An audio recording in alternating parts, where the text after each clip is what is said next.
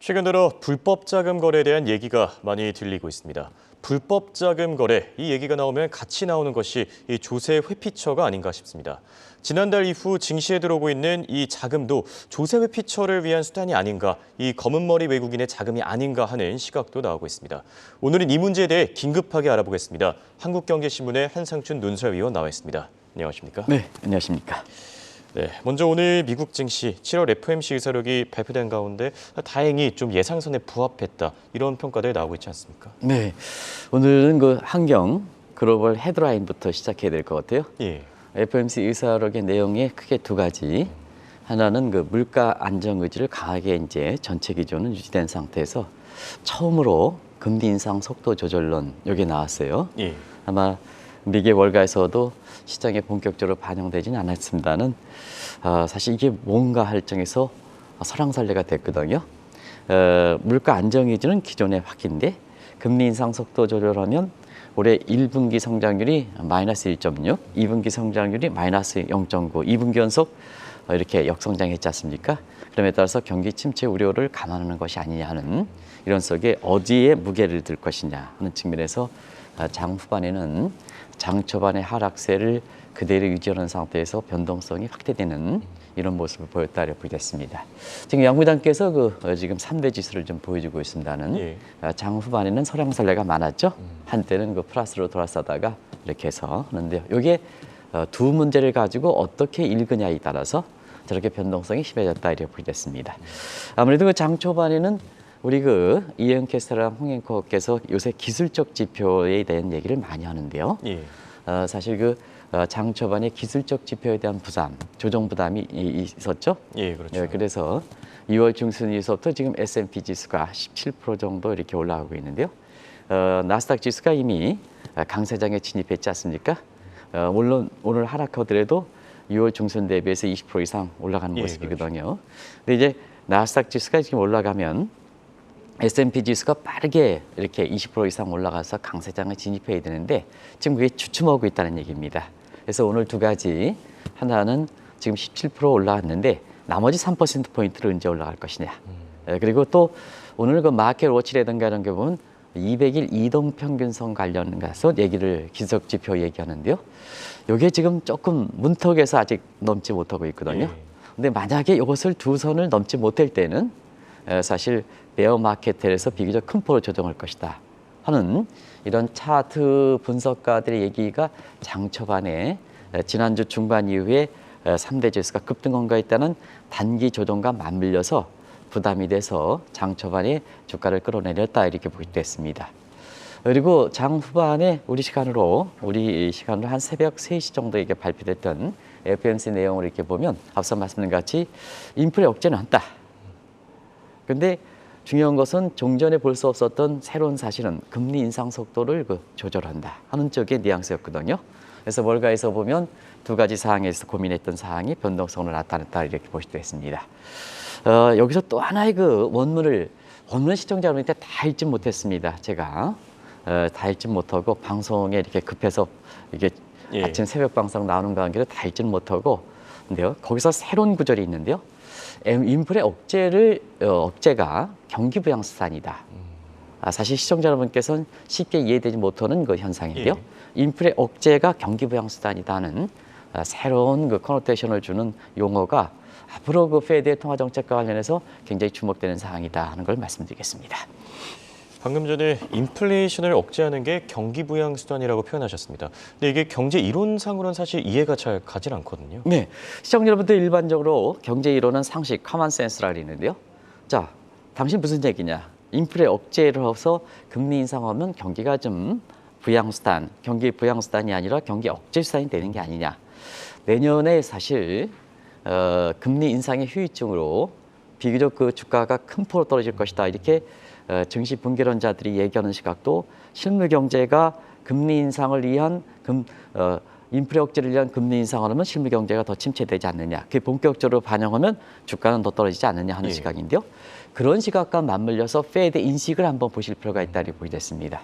우리가 일반적으로 지금 물가를 잡기 위해서 금칙으로 가면 경기가 더 침체된다. 요건 이제 우리가 주류 경제학에서 케인지언의 총수요 관리 정책의 이렇게 인식이다 이렇게 보겠습니다. 그런데 페드 내의 인사들 중에서는 많은 부분이 expectation hypothesis, 기대 가설에 의한 마이터리스트, 뭐 밀턴 프리드만이라든가 루카스 같은 이런 합리적 기대 가설, 적응적 기대 가설, expectation theory를 주장하는 사람도 굉장히 많습니다. 요게 이제 참 강권이라거든요. 그럼 양 부장님 두 번째 화면을 좀 보여드리겠습니다. 자, 기대 가설은 지금 파월 의장이라든가 페드 입장에서는 자, 기대 심리, 인플레 기대 심리를 차단시키는 게 굉장히 중요하다는 얘기를 한번 누누이 강조했거든요. 예. 여기 expectation hypothesis에서 나오는 기대 가설에서 나오는 얘기입니다. 그러면 이제 앞으로 일반 근로자들이 인플레 기대 심리가 상당히 높아진다. 그러면 홍앵커 입장에서는 근로자 입장에서는 내 실질 소득이 감소될 우려가 있기 때문에 임금 인상 요구를 더하죠. 예, 그렇죠. 그러면 인플레 기대 심리와 임금 간의 스파이럴 현상, 비셔스 사이클, 스파이럴 현상이 발생한다는 얘기입니다. 그러면 이제 자, 인플레를 좀 차단한다. 기대 심리를 차단한다면 근로자들이 임금 인상 요구가 억제되지 않습니까? 그리고 앞으로의 향상에서 보면 인플레 기대 심리가 차단되면 실질 소득이 오히려 증가할 수가 있다는 얘기입니다. 그러면 실질 소득이 증가하면 민간 소비가 씀씀이가 더 크지죠? 그러면 총수 항목별 기회에 대해서 민간 소비의 기여도가 지금 미국은 72% 정도까지 올라왔지 않습니까? 예. 그러면 소비가 기대되면 경기 부양한다 하는 측면에서 그런 측면에서 인플레 기대 심리를 차단시키는 것이 제3의 경기 부양 수단이다 하는 것을 새롭게 제시하는데요. 이건 유명한 이론이 머니 일루전, 화폐 환상을 줄이겠다. 돈이 너무 풀리다 보니까 이 근로자들을 비롯해서 경제 주체들이 지금 돈값을 제대로 모르는 화폐 환상, 머니 일루전 현상이 되거든요. 결국적으로 이것을 차단시키는 것이 제자리를 차단하는 것이 결국 경기 부양 수단이라는 측면에서 오늘 FOMC 의사록의 내용이 상당 부분 새로운 안을 제시했다고 보겠습니다. 그런 과정에서 재정 사이드에서 페이고 정책이라든가 간전 정책 같은 제3의 정책에 대해서 우리가 알아봤습니다. 그래서 지금은 종전의 이론과 관행과 규범으로 통하지 않는 뉴노멀 소사이티이기 때문에 이 경기 부양 수단도 종전처럼 뭐 금리 인하라든가 재정 지출을 늘린다든가 이런 측면에서는 인플레 문제가 있고 국가 재정 문제가 있기 때문에 가져가지 못한다. 그러면 지금의 환경에 맞게끔 새로운 경기 부양 수단이라든가 인플레 억제 수단이 필요하겠죠. 이게 제3의 방안이거든요. 그런 측면에서 머니 일루전, 화폐 환상을 차단시키겠다 하는 이것을 경기 부양 수단으로 인식한다는 측면에서 보면 향후 통화 정책과 관련돼서 굉장히 중요한 시사점을 던져준다. 어떻게 정책적으로 더 이론적으로 더 근거가 마련될 것인가 하는 이 측면은 향후의 월가에서 주목되는 사항이다 이렇게 볼 수 있습니다. 인플레이션 억제를 통해 경기 부양을 도모하겠다. 참 흥미로운 이론인 것 같습니다. 네. 그렇다면 오늘 주제로 바로 넘어가 보시죠. 최근 바이든 행정부 지금 화합과 통합을 중요시하고 있는데 유력 인사와 이 슈퍼리치의 탈세 그리고 검은 돈 세탁은 계속해서 문제가 되고 있지 않습니까? 네, 문제가 되고 있죠. 오늘도 월가에서 이렇게 보면 시장이 열리기 직전에 아마존이 미국의 반독점 규제에 대해서 정면으로 반박했습니다. 예. 왜 이렇게 나를 못 살게 구느냐. 일론 머스크도 마찬가지거든. 왜 이렇게 못 살게 구느냐 하는 측면이 사실 미국 입장에서 이렇게 보면 바이든 정부의 출범 초기에 국민의 화합과 통합을 강조했던 사항 아니겠습니까? 뭐 시청자 여러분 다 아시겠습니다는 합중국이 강한 형성, 스트롱 합중국이 아니라 느슨한 형태가 됐거든요. 그래서 트럼프와 바이든 국가에 이렇게 분리됐다는 얘기가 나올 정도로 이렇게 분리됐지 않습니까? 예. 그러다 보니까 민주주의라든가 그다음에 시장 경제, 미국 경제의 강점이 지금 흐트러진 상황이죠. 미 의회가 점령당한다든가 이런 쪽에 그거든요.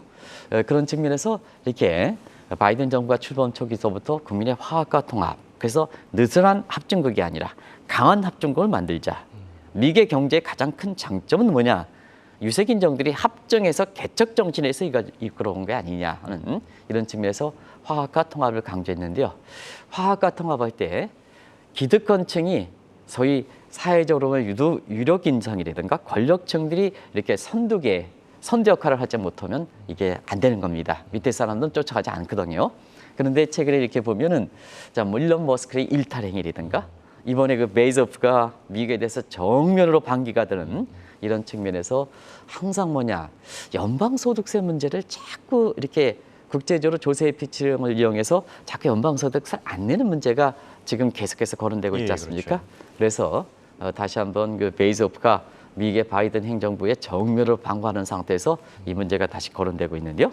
조세 피조, 우리나라도 지금 최근에 불법 이렇게 자금 거래 해가지고 이렇게 감독원장께서 불법 자금을 색출하겠다 하는 얘기가 우리나라도 이제 불법 자금 얘기가 많이 나오지 않습니까? 예, 그렇죠. 불법 자금 얘기 나오니까 페이퍼 컴퍼니가 등장하는 거고 거기에 조세 피적해서 우리나라도 그 어느 국가보다도 이 문제가 굉장히 중요한데요.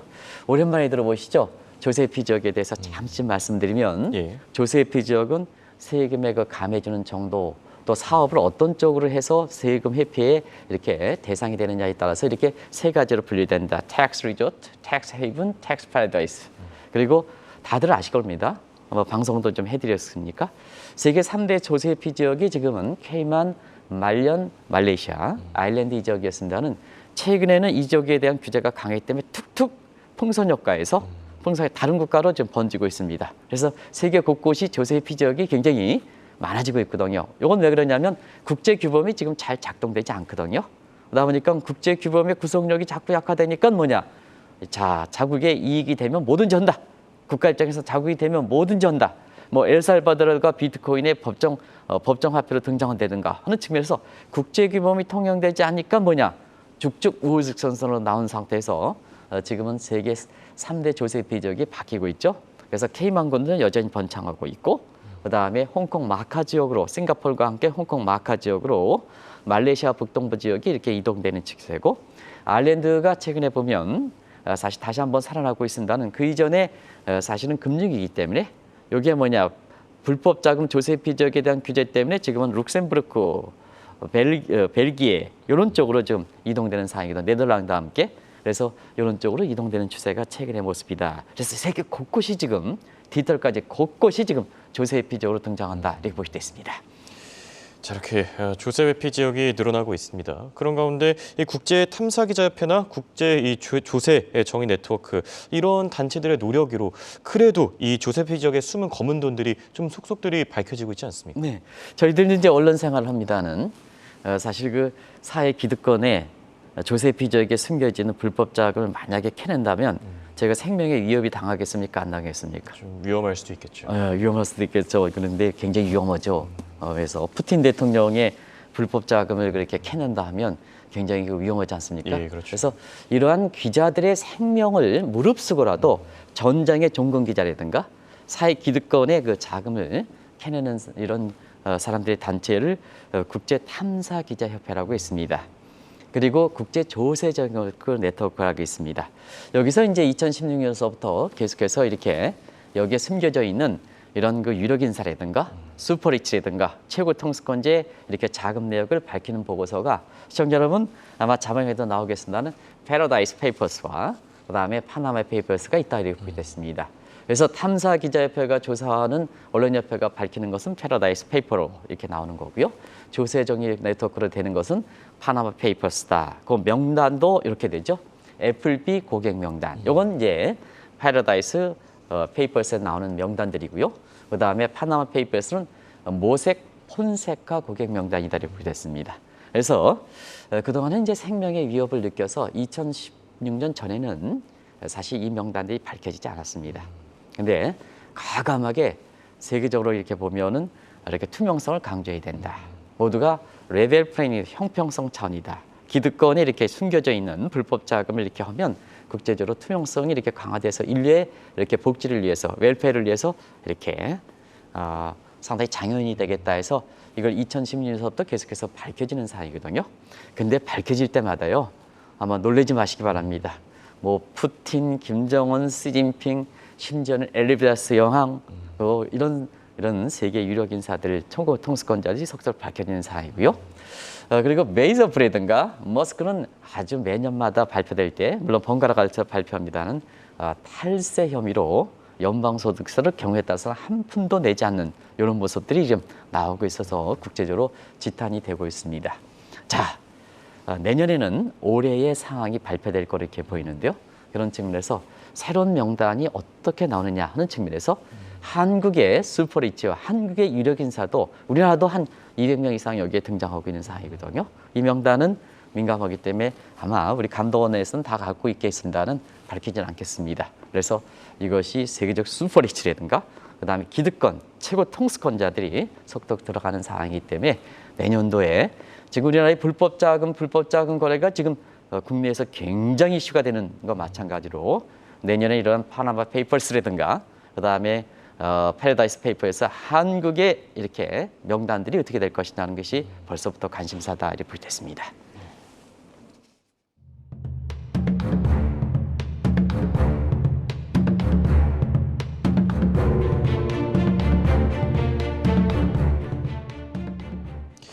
이 불법 자금 거래 지금 남의 일이 아닙니다. 우리나라 내부에서도 지금 이 외환 거래로 좀 문제가 되고 있지 않습니까? 지금 홍 앵커가 남의 일이 아닙니다 하는 것이 굉장히 귀에 아주 따갑게 들리는데요. 왜 그러냐면 최근에 우리나라의 불법 자금은 그 어느 나라보다도 많이 얘기되기 때문에 그렇습니다. 그래서 이 불법 자금이라는 건 국제적으로 보면 냄새나는 자금이다. 검은 돈이다 이렇게 이제 보시면 되겠습니다.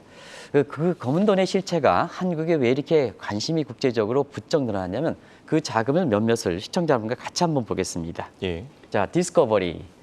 디스커버리 이거는 상품명이 아닙니다. 투자 자산해서 뭐 예를 들어서 옛날에 문재인 정부 때 뭐 장하성, 김상조 이런 사람들이 이렇게 투자했던 데다 이렇게 보겠습니다. 이 디스커버리 금융상품 명칭에 한때 있기 때문에 그 회사와의 이렇게 경우에 따라서 오해 문제가 있기 때문에 제가 정확하게 거기에 예. 투자했던 자금들이 언론에 나온 사람들을 계속해서 얘기를 드리겠습니다. 제가 가능한 사람들의 이름을 밝히지 않고 있는데요. 이건 밝히겠습니다. 그리고 라임과 옵티머스 이런 것이 결과적으로 자산운용 자금들이 그동안 문제가 되고 있죠. 아직 정리되지 못하고 있죠. 예. 그리고 테라라든가 소위 환치기의 코인 자금들 아주 국제적으로 이게 문제가 되고 있습니다. 2017년 비트코인의 낙인과 함께 이 자금들이 조세 피처를 통한 자금 세탁 문제가 아니냐 하는 이 측도 지금은 계속 국제적으로 화제가 되고 있습니다.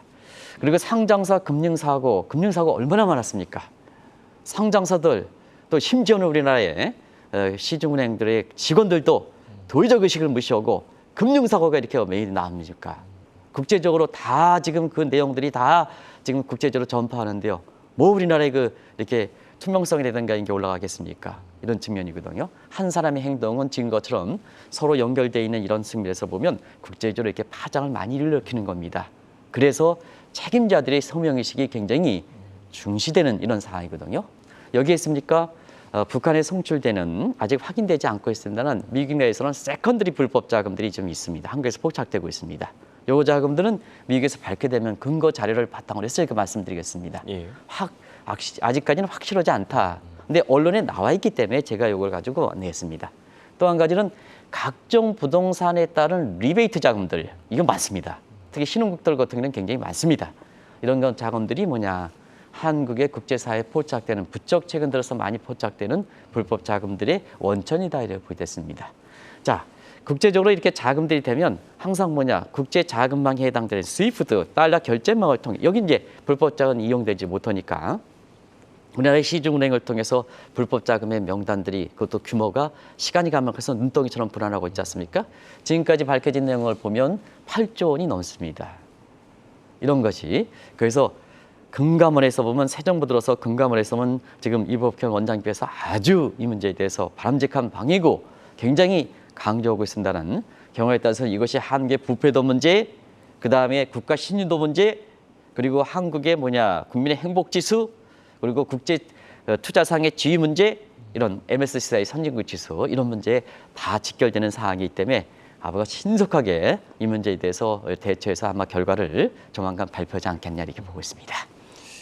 이렇게 정리해서 보니 사안이 정말 더 심각해 보이는 것 같습니다. 근데 이 불법 자금 거래를 잡지 않으면 경제 성장에도 큰 타격을 입지 않습니까?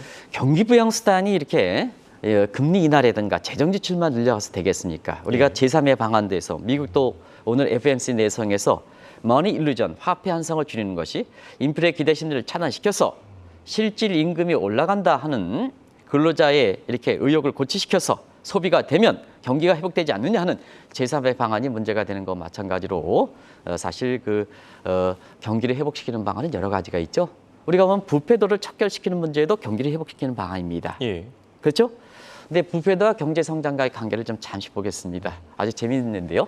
한편에 들어서 시청자 여러분께서 이제 하향 백지를 이용해서 한편에선 성장률이 되고 한편은 부패도 지수 이렇게 돼서 서로 상관계에서를 점도표로 스케치 다이어그램을 때려보는 겁니다. 그러면 이제 거기에 추세선이 나오는데요. 자, 후진국일 때는 부패도 지수가 올라가는 것이 경제 성장을 부추길 수가 있습니다. 홍역화가 쉽게 이어되지 못하는데요. 예를 들어서 자, 옛날에 그 한국경제TV의 전 사장을 하신 훌륭하신 그 송재조 사장님이 이 문제를 가지고 했을 때 화제가 됐던 내용인데 다시 한번 그때 방송을 한번 해드리겠습니다.